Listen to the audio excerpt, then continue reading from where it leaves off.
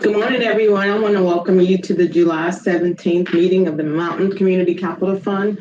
The first thing we're going to do, since we're virtuals, we're going to just go down the line and call roll and just see who's here so that we can have accurate records. So when I call your name, if you will unmute and just let us know that you're here verbally. Thank you. Timothy Love. Present. Rachel Nygaard. Present. Barbara Whitehorn. I don't think she's on. Am I correct? Okay. Jeff Kaplan. I don't think he's on. Sam Powers. Here. I'm Lynn Smith. Robin Payne. Good morning. Dee Williams. Here. Rosanna Mulcahy. Here. Tara, is she still on? Present, yes. Awesome. Yaslin. Here. Jane Hatley. Here. Have I missed anyone? Okay, we can proceed. So everyone has our agenda, and have you all had an opportunity to review the minutes from March? I think it was March the 6th.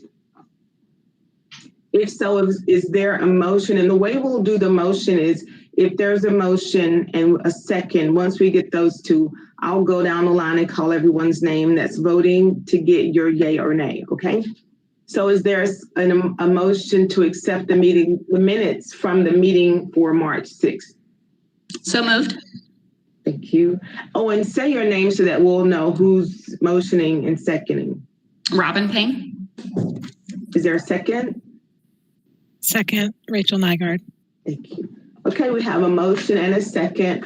All those in favor that we accept the minutes from March, I'm just going to go down the line. If you agree, just say aye. Tim Love. Aye. Rachel Nygaard. Aye. Sam Powers. Aye. I say aye for me. Robin Payne. Aye. Dee Williams. Aye. Okay, so that motion carries. Thank you all. So I have a question about the call meeting we had in April. Do we need to accept those notes, Rosanna? Tim, what do you think? I don't think it was not a formal meeting, so we don't have to accept them, but I just wanted everyone to have and in case there's any questions, that's why I'm doing it. Perfect. Thank you for that. Okay, so next on our agenda, updates on the new agreement and on the promissory notes to self-help. Tim, do you want to lead that?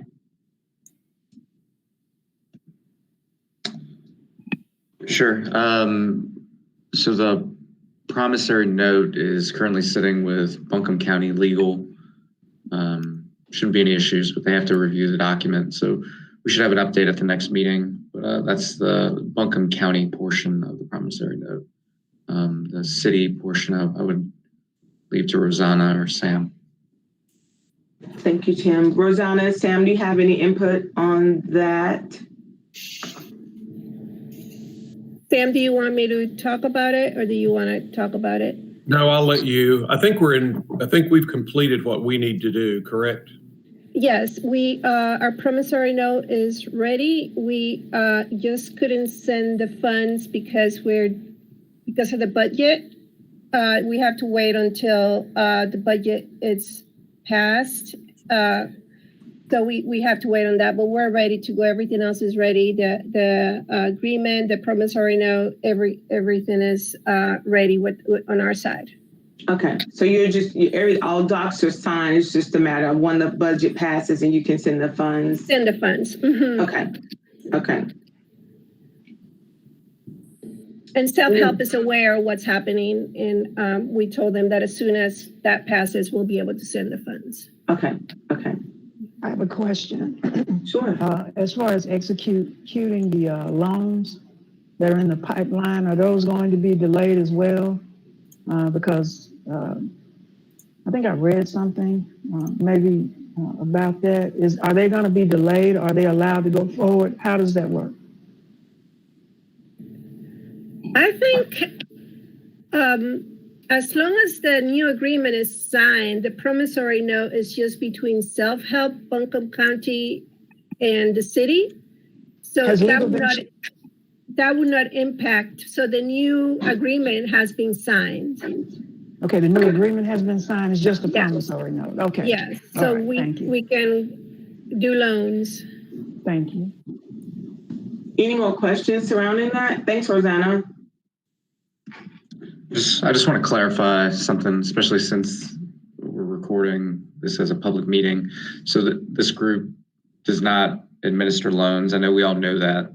The Mountain Community Capital Fund provides a loan guarantee to CDFIs like Mountain BizWorks and Self-Help. Those are the entities that are actually issuing loans directly to borrowers. We do not have any visibility into the details of those loans as a group. We're simply providing a loan guarantee, which is the agreements that Rosanna has talked about. So just wanted to clarify that. Thank you, Tim. I appreciate that. Any more thoughts on that portion of our agenda? Okay, thank you for those updates.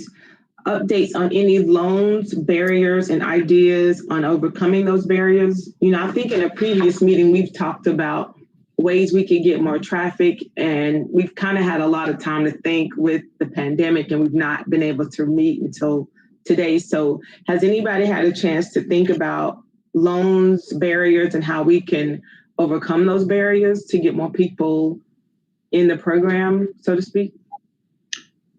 I think this is Jane Hatley. I think we need to get the word out more because what I've found is that people still don't know that this exists. And, we're trying to get the word out locally, but I think we need to have some kind of a publicity push, especially now with so many businesses in trouble that might not have needed a loan before, but now really need one. So I really would like us to do some kind of publicity push if possible.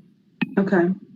I wanted to ask a question. This is Dee Williams. How many loans have we done today? I know that we concocted something of a worksheet. Is it when you say more, are we on pace, or is there a goal per quarter, or is that something that is just kind of willy-nilly? I guess I'm just trying to see how far on or off pace we are, if there is a pace to be had, or goals to be met. Thanks. Well, Dee, let me just speak for Self-Help. And I don't mean to be talking so much, but I'd say we're not on pace. But one of the reasons is that the PPP program took over all of our focus for the last 2 months or whatever it's been. And so, we really haven't done anything on this program because I'm the person locally for the PPP program. And so that has consumed all of my energy. And I guess, I don't know about Mountain BizWorks. Yaslin, do you want to take over from me? Hey everyone, this is Yaslin. So right now we have closed 3 loans. We did in the last, I believe it was the March meeting, we approved another one for the guarantee amount of $70,000. However, because of the pandemic, Mountain BizWorks has been very conscious about the environment that we're in. So we have not funded that loan yet. We actually were focusing on just disaster relief loans. So we had not done any traditional lending since March. This month, we're starting to pick back up and evaluate the environment that we're in, and we're still being very cautious as far as new loans and new money, specifically startups. So, we're still kind of in that transition phase. We don't really know what that's going to look like just yet.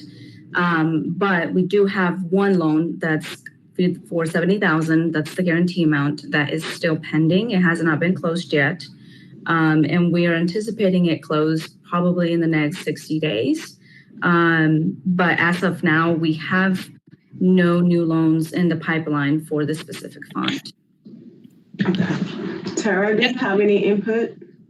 Yeah, so Tara Brown, Western Women's Business Center, a program of Carolina Small Business Development Fund. I just want to echo what Yaslin said. Absolutely. We've been supporting people and accessing the SBA disaster funds.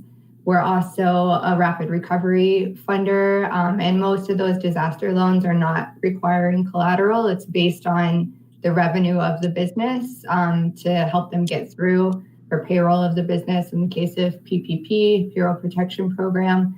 So we're also at a time at Carolina Small Business where we're closely evaluating startup loans, and with the pandemic and recession and all of that, it's definitely more challenging and more stringent for underwriting. So it will be interesting. I heard Jane Hatley say thinking about how to use this for existing businesses that have been impacted. So when some of this easier money runs out, which keeps going in phases where there's no more PPP, there's no more EIDL, and then there is again. But, when that runs out and there aren't options for that easier money with like no interest, lower interest, forgivable, all of that stuff, then it might be a good time to look at using Mountain Community Capital with more existing businesses that are impacted.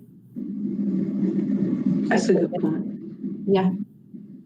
So what we can be doing, I guess, while we're in a lull, we can be thinking about ways that we can get the word out more, other barriers. Do y'all see any barriers I heard Jan and Yaslin talk about the hesitancy. Do you see that across the board for you, Tara, as well? And how do you guys see moving forward with new loans for business startups for your individual lending companies?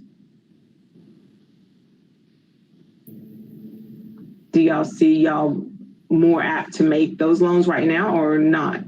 Are business owners coming to you for traditional loans? I think, Jane Hatley, I'd say it's self-help. Business owners are coming to us right now just for survival. And I haven't had any startups come to me. On a daily basis, we're having businesses that are saying, how can we stay in business? How can we keep alive? And and there's a huge need in our community for all funds to be marshaled to keeping these businesses alive. I don't think it's a great environment to start a business at all. And basically there's too much need for the struggling businesses that we have that we could easily lose. I mean, the PPP program, for instance, does not allow a business to get 2 loans, and that money, from the ones that got 1 loan, that money is now ending, and they can't apply for a second PPP loan. So we have a big crisis right in front of our face. At Mountain Woods, we're seeing a lot of inquiries actually about on specifically for existing businesses that are looking to expand and possibly take up another business, or so just make some changes to their existing business model because of the pandemic. So, we're still getting lots of inquiries. We've received about 250 inquiries for new loans. Like I said, we had not been processing those inquiries because we were just not doing any traditional lending. Okay. But, we are seeing that a lot. So who knows, maybe in the next couple of months, we will see some loans come through to MCCF. So. Okay, that's encouraging. Any more thoughts on that? Sorry. Go ahead. I do want to say really fast that we at the city are doing outreach to our Black and Brown businesses. So we have been going to the businesses and giving them our parklet and outdoor expansion shared Asheville spaces is called information. And along those documents, we're giving them Mountain Community Capital Fund flyers and information. And I have received a few calls from individuals interested in using the MCCF guarantee. So as I hear that the lenders saying that like they're not processing regular loans, what do you guys suggest I tell the people who have communicated with me stating that they want to go for a loan and use the Mountain and try to see if they can use the MCCF?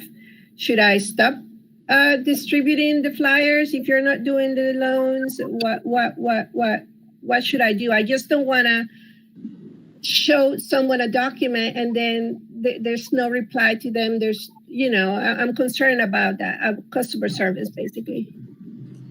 No, I think it's great that you continue to do that. I would advise them that it may take a little longer for us to get back to them just because we have so much in the pipeline and we're also kind of in this transition phase. So we're trying to figure out exactly how we're going to process these new requests. So for Mountain Biscuit specifically, I would, have them come to us, but they are going to have to just wait a little bit longer. Unfortunately, right now it's just we're so overwhelmed with so many requests that we can't just get to everyone at the same time. But we're trying our best to get to them. But I would just advise them that it's going to just be patient and we'll eventually get to them. And for self-help, Rosanna, I would say send them to us because, most, as I said, my outlook is pretty bleak because all I'm getting are the ones that are struggling now. I would love to get some new requests from people who need loans in this environment. I'd love to pass them on. There is a delay because of the PPP program, but that is ending the end of July. So, I think go ahead and pass them and let's get them lined up in the pipeline.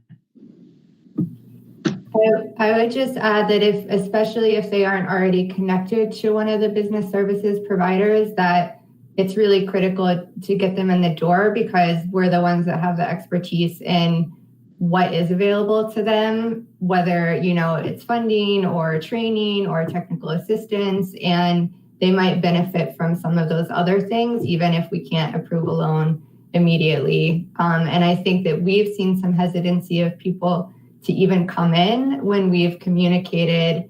Of course I want to be honest, but I think, we've seen hesitancy of people coming in when we've communicated that it's a challenging lending environment. They say, okay, well, I'll just stay away, but there might be other ways that we can help them, or maybe they are a good candidate, based on circumstances. So I would just say, of course, how are you going to say it, but it's a hard time, but we have lots of ways to help. And I don't know how Jane and Tara feel about this, but maybe even having them apply to all three and just, that might be better as well. So.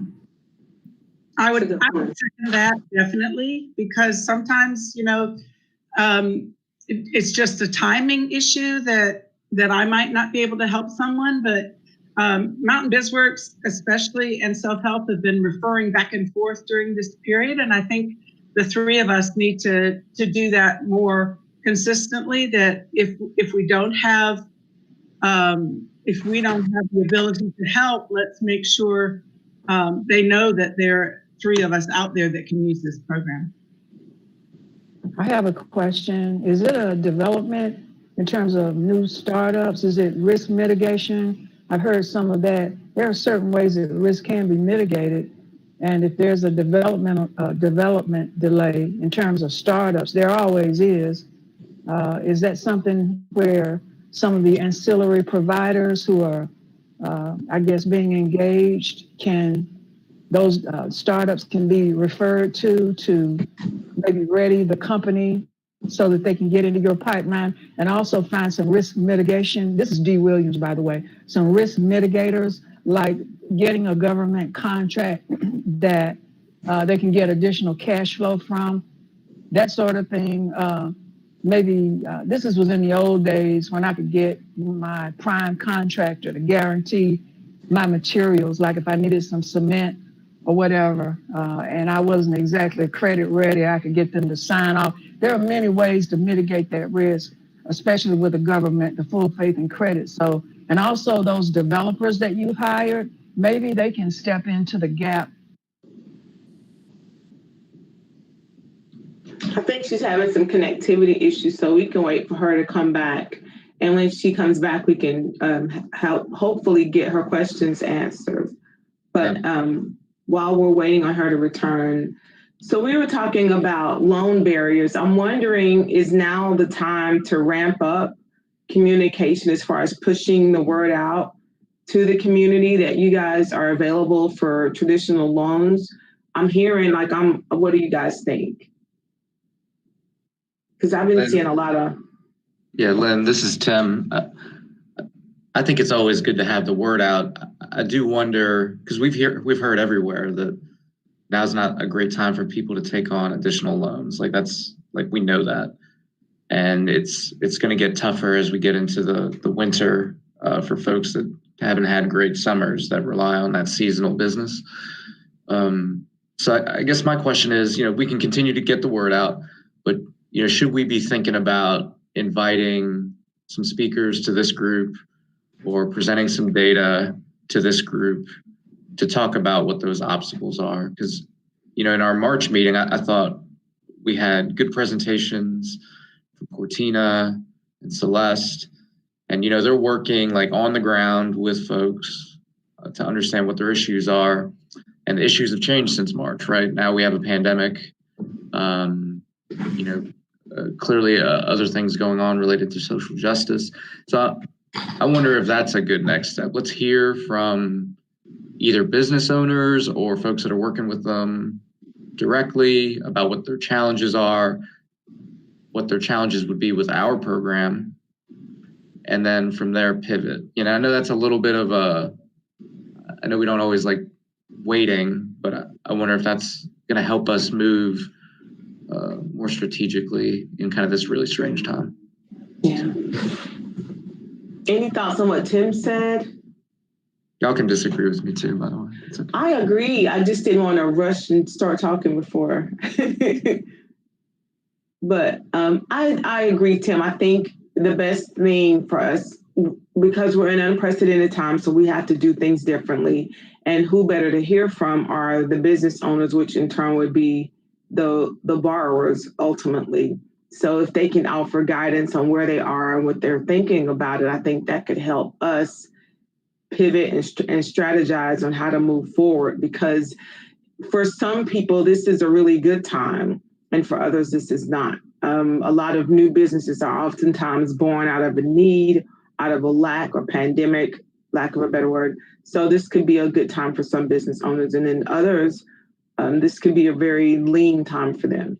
And not to mention what Tim said about, we have the winter months coming. So that's another thing that we have to kind of gear up for. Any more thoughts on that?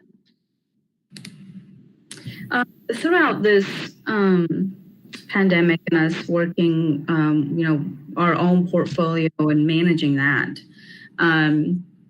the thing that we're kind of running into and that we're hearing a lot from business owners is that it's going to be difficult to get back up to a typical rate, a loan rate, because all of the disaster loan rates that were being offered and are being offered are fairly low, 5%, 3%, 1% even. So getting back up to the typical rate is going to be difficult, and trying to get people to come to us and ask for money. I think that's going to be a little bit of a challenge. So we also have to keep that in mind, because like I said, we're already seeing that, jumping up from like a 3% rate to 9, 10%. There's quite a big gap there. So, Right. It's going to be a gap there.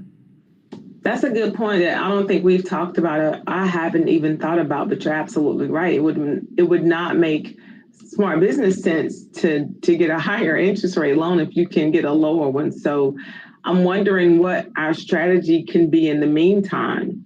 But that, pardon me for interjecting, this is Dee Williams again. That is not true of minority and Black-owned businesses. They were not privy, for the most part, to the PPP loans, unfortunately.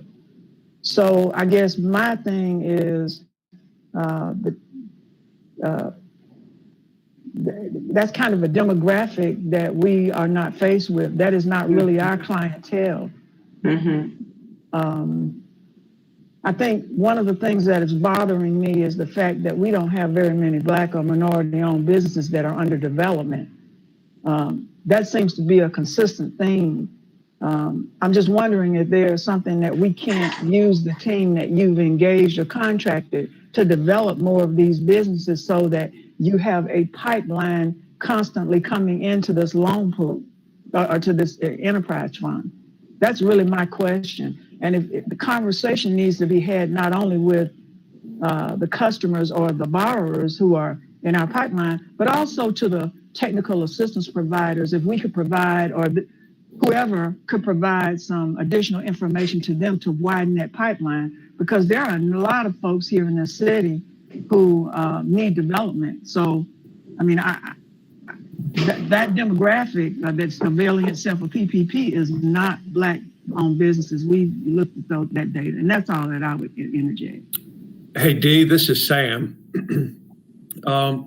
I think to get to your point, a couple of things that are going on. I think as everybody here knows, the city is moving towards implementing a race and gender conscious policy for procurement. And our expectation right now is that we would be going to council to ask them from a public policy standpoint to adopt that policy as early as September. And so that's the first step, obviously, is adopting the policy. But if you think of what like the disparity study says in terms of kind of the key components, ready, willing, and able to do business, the policy is just one part of that, making the ability to have procurement available. So then you've got the implementation aspects of how do we create and grow a pipeline. And so the other things that we're working on, that it's going to take a village to do these things. But I'll ask Rosanna to talk just a little about it. But we have some things that we're working on. It's really early.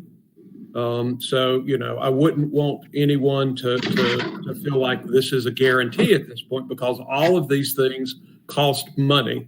But we're looking at a number of implementation tools that would help us if the policy, I think council is 100% committed to the policy, so I don't want to say if the policy is adopted, but once we're able to go and meet the legal parameters, because there are very narrowly defined legal parameters of what a race and gender conscious policy looks like and how long it lasts.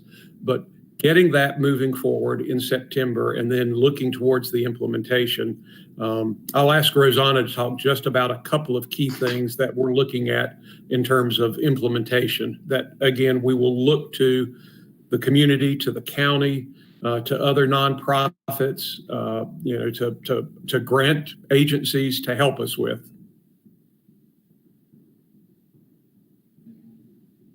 And you may be muted, Rachel. Thank you, Sam. Sorry, I had to clear my throat. So some of the things we're looking at is when we become race and gender conscious, we are hoping that we'll be able to have more Black business owners be able to qualify for contracting with the city. Like some of the things we're looking at is removing bonding requirements for anything under $300,000, like construction under $300,000. We're looking at creating some meeting spaces, what I like to call professional meeting spaces, making spaces, incubators. We're looking at bringing our own MWBE and SBE certifications to the city. And the SBE would allow for a shelter market, which means that the odds of an SBE getting a contract would be greater. We cannot do this without, let me go back. We are doing all these things to assist businesses, but we know that as one entity, we cannot keep afloat a whole group of Black and brown business owners, right? So we're going to need assistance from the county, Mission, UNCA, AB Tech, everyone to come together with us and help us keep those businesses up. So we, along with the race and gender conscious, along with the request for some of the things that are going to be in the race and gender conscious are going to be things like prompt payment. Vendors, if they're SBE or MWBE certified, they should, from the time they submit their invoice that's been properly done and everything is there, 15 days for them to receive payment. We also want to do mobilization payments. If the business does not have the funding to buy the equipment, to buy the materials, we perhaps can do like a certain amount of money after they sign the contract, but before they start the project, to help them overcome those barriers, so they don't use all their cash resources, and then they're not able to complete the project. So those are some of the things that we're working on. Cortina and the team are working on getting the businesses ready so that when there's a bid, they know how to submit the bid. When there's all those things, the thing that's happened is that our team with Cortina was also affected by COVID, right? So they're struggling on how to provide this needed service to, especially to our Black community right now. But we need to social distance, we need to do all those things. So we're working through that. So there's a lot of work being done by the group, by the city right now to ensure that we have better outcomes in the near future. So we hope the first week of September to bring the policy. I have a timeline. I was looking for it, and I think I can tell you more or less. The timeline would be, we're hoping bring the policy to council the first meeting in September.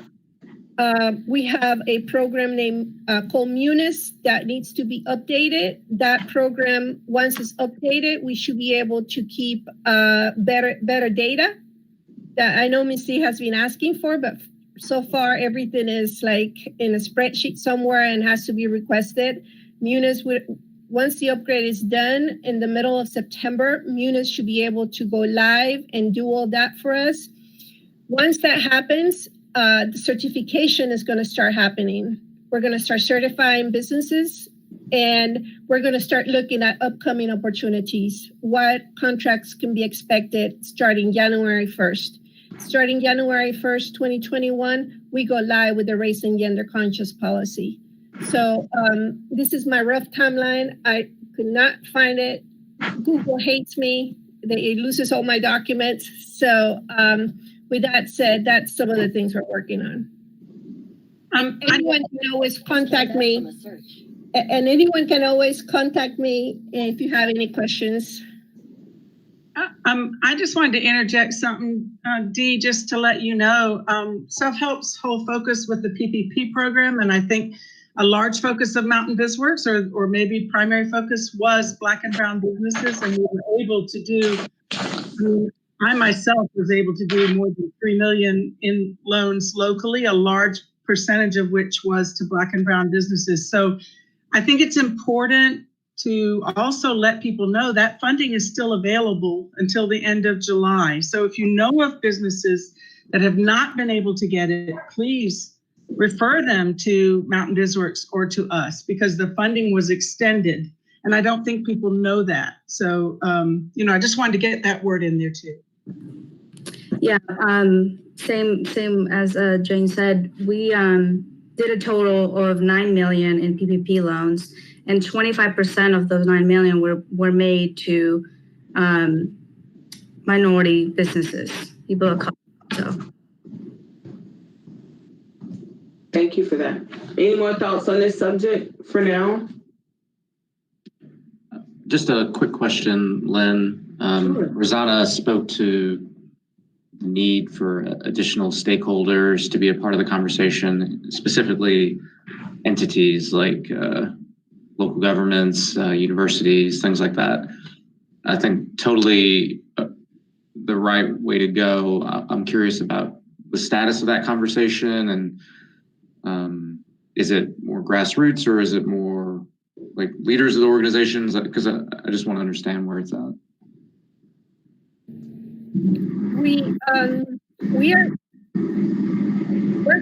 Nikki and I are calling it a partnership drive. So once we pass the race and gender conscious policy and we have the backing of our city council and government, we will start that partnership drive. We didn't want to start it before because we do not know what council is going to agree on, especially since we're waiting on the budget too. So once we know about the budget and once we know about once the policy is passed, we hope in that timeline, which I cannot find, we have a date where we are going to start talking to people like Timothy Love and and other individuals to get their support. But until then, we don't want to presume that we're going.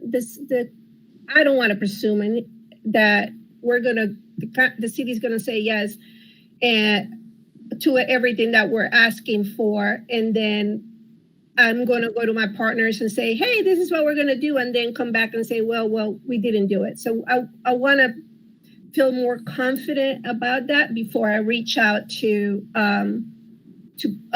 possible partners. So we will do like a partnership drive. So I think we mentioned it once in a meeting with Timothy and the chamber, and I think Lynn, you were there. But other than that, we haven't really asked much of the other organizations because we're waiting to see what we can do to set the foundations to then request support. So I wanted to, this is Dee Williams again, and I'm sorry to interject, but just wanted to provide this bit of information. There is a diversity council that is set up, and it has the makings or machinations of a supplier development council. Asheville does not have one, and they have begun putting one together with the anchor institutions. So you may want to tap into whatever infrastructure they have already. I think they're based with like AV Tech, UNC Asheville, the Mission Health System, what was Mission Health, HCA, and also talked with Anthony Chang earlier this week, and he is interested in putting together some requisites, as he called them, that would lead toward equity as far as how folks hire, where they buy, procure, et cetera. So I think the framework is kind of already there if you want to tap into those for that. So yes, that's all I wanted to say. Dee, can you repeat what group that was, please? Your microphone's still off. Dee, you're muted. We can't hear you. Did anyone else get to hear the name of the group that she was referring to? I just want to get it for the minutes. Diversity Council. Okay. Thank you. Diversity Council. Sure. Timothy, did I answer your question? Kind of. Rosanna, please call me Tim. Yeah, for sure. And, I think what I would say, it's like a chicken and egg situation. Where do you start and when? I think Dee mentioned Anthony at Dogwood. I think key player, county, universities. And so it's just like anything. When you start, if you start with a point where you've got an approved resolution, that's powerful for sure, but it's framed in a certain way that could be good or bad for other entities. And so I think as y'all are thinking about next steps, just making sure there's some flexibility so that foundations can play a role and they're not boxed in based on what they do. Same thing with county governments and municipal governments and universities. So that's the thing, just being thoughtful about how that next conversation goes with those larger entities. And I'm glad to participate, of course, but if we really want to get some movement, we need to get leadership at these organizations involved, not just staffers, you know what I mean? So. Good point. Any thoughts about where we are? So I don't think, do we have any loan presentations? Not from Mountain District. I have put that there because I thought Yasleen had a loan, but after I send the agenda, she doesn't have one. That's fine. Okay.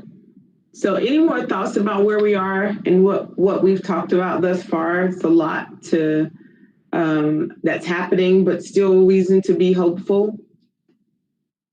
I would just like to chime in real quick that I appreciate Yasleen and Jane sharing about the percentage of people of color owned businesses that they're working with around PPP and emergency loans. It's definitely not a good time to start a new business, but just the fact that we're trying as hard as y'all are trying as hard as you can to make sure that those funds are being equitably distributed. So thank you all for sharing those stats. Yeah. So anything that I missed? Have I overlooked anything, forgotten anything? Lynn, I would just like to encourage us to do what Tim said and use this time to get some resources out to the community through this group somehow, to get some, I'm just surprised over and over when people haven't, for instance, when people don't know that the PPP money's been there, or when they don't know about the idle loans or any of that. And that money is now going away, of course. But I think just to do more technical assistance to small businesses, you can't do enough. It's amazing how many people don't know what exists already that's out there, and that are, a lot of them, free resources. And so I would love for us to get speakers in or something, either to educate this group or to educate the public as much as we can. Anyway, that's all I had to say. I'm always surprised when business owners aren't aware of what's available because of social media and because of there's so many messages that I've seen on various platforms. I think the business owner has a responsibility, and I'm speaking right now as a business owner. I have a responsibility to be in the know and connect with the SBA's website, other business owners on social media. So I'm all for pushing that message out as much as we need to, but just speaking solely as a business owner, I'm just really shocked that people still don't know what's available. And I don't know how to remedy that part. Hey, Lynn, I agree in a lot of ways. I also understand as a small business owner, folks are just fighting tooth and nail to manage every day with what they've got to manage. So I see both sides of it. Yeah. I wonder, I'm just thinking out loud now. The chamber, when all of the pandemic stuff hit and businesses had to close and people had questions, and there were lots of theories and questions about how reopening might work, what the shutdown looked like. The chamber, with a lot of other partners, but I think they took the lead, did a series kind of like virtual town hall meetings through, I don't know what their platform was, but it was a platform similar to this. I just wonder if something like that might be something we could do. It would be a fairly focused and specific town hall. But my question is, again, as a small business owner, how do we reach those folks to let them know that this is out there and get them to participate? And so, it's a little bit of a conundrum in that you want to get the word out. You're trying in lots of ways to get the word out. But if you come up with a vehicle like this town hall, which in a lot of ways is pretty good, there are going to be a few glitches. Folks may have some trouble with sound or with the video or something like that. But I think you could even call in from a telephone, if you just had a mobile phone for some of these town halls. But how do we let folks know about them even? And so that's my question. I do believe we could get something set up where we could talk about this program. We could talk about some of the work that our partner agencies are doing, but I just don't know how we still effectively reach our audience. That's a good point. I like the idea a lot, Sam. The key for me is I think we could find great speakers. The CDFIs that are on this call, I think y'all would be great to speak to the resources available. We could get someone like On Track to talk about, what are some of the things you can do to prepare, as well as Quatina and others. Then it's just about how do we get the word to the people that are already too busy and make it worth their while. So, one way we've done that. Small business owners, how do we help get the word to folks? Say that again, Sam. To you and to Dee, who are both small business owners, how do we get the word to folks like to other small business owners? Okay, I think word of mouth. Go ahead, Dee. Yeah, this is Dee Williams. Not only am I a small business owner, I'm also a technical assistance provider. And one of the things that I found is that, and I hate to say this nowadays with the Minority Business Development Agency, is people gravitate towards people who look like them, who can meet them right where they are.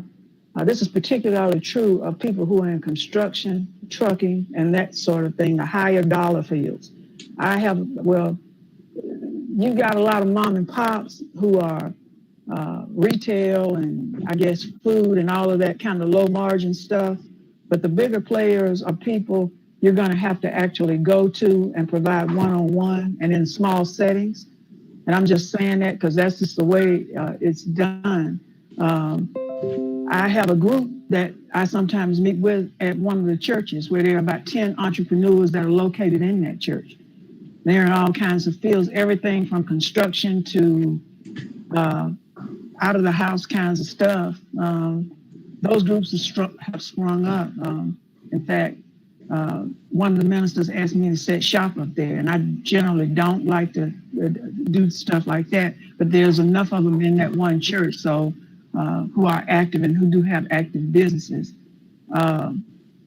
One-on-one and small groups are just about the only way, especially for the higher dollar businesses. A lot of times you have to go in the field where they are and meet them right out there and put your construction boots on and go sit down and talk to them on the pickup truck, the bed of the truck. So that is a way. And also the churches. I've begun working with the Black ministers. We are facilitating some items for them. And one of their things is Black business development. So there's a number of ways that I think we can get that done. Superintendent Gates, I've been working a lot with him. Dr. L.C. Ray, the Ministerial Alliance and the Baptist Ministers Union, Scott Rogers at ABCCM. So that is one way to get the word out. But one of the things that we've been doing to get around social distancing is we've been using their parking lots too. We have a meeting coming up with the police chief, as a matter of fact, where we probably will have over 30 people, but we'll be using a Reverend Ray's downtown parking lot to do an official welcome. So that's one of the mechanisms that we've been using to get the word out and kind of keep people going. For me, I think just connecting with business owners, having more conversations. I've been doing a lot of sharing on my personal social media page as well as my business page about SBA loans.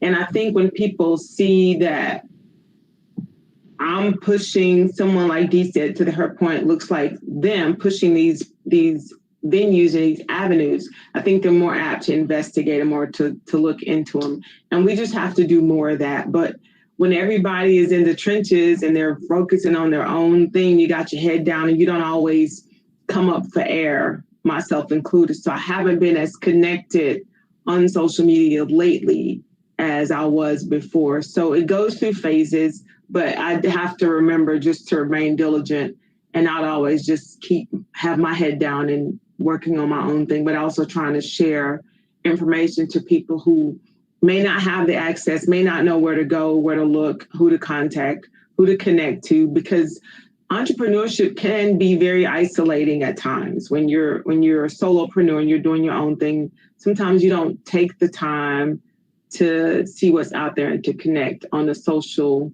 networking sites and that kind of thing. So I agree with what Dee said wholeheartedly, but I think sometimes we have to just, for me personally speaking, come up out of the sand and remember to connect also and share stories.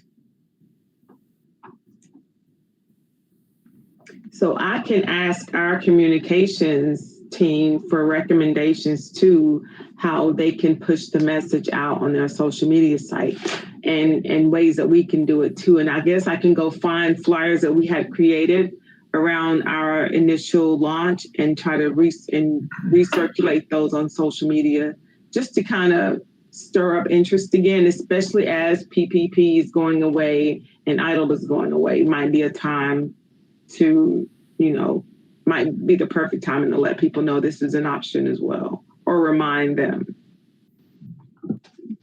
And Lynn, maybe if you could send out those posts again to us as well, so we can all share them again, that would be great. Sure. Okay. Any more thoughts? I just want to thank everybody for the meeting. I do have another one, so I'll be leaving the meeting. I hope you all have a great weekend. Stay safe. Thank you. Thank you, Dee. Bye now.